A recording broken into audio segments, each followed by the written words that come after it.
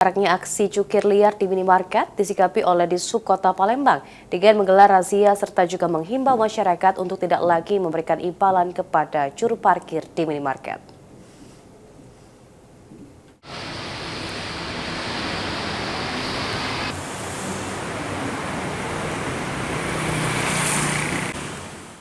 Pemerintah Kota Palembang melalui Dinas Perhubungan Kota Palembang melarang adanya juru parkir liar di minimarket Palembang karena pihak minimarket telah memberikan retribusi parkir ke pemerintah Kota Palembang.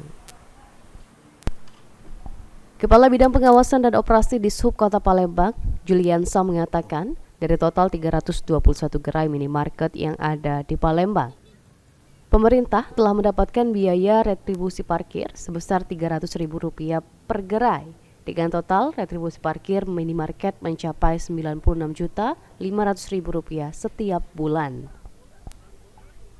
Sehingga dengan adanya retribusi tersebut, masyarakat yang berbelanja di minimarket dihimbau untuk tidak lagi memberikan imbalan uang parkir kepada juru parkir liar yang ada di setiap minimarket di Kota Palembang.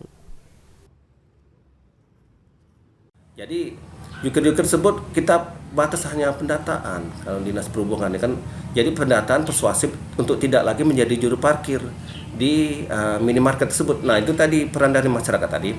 Apabila terdapat juru parkir di minimarket tersebut, jangan memberikan imbalan.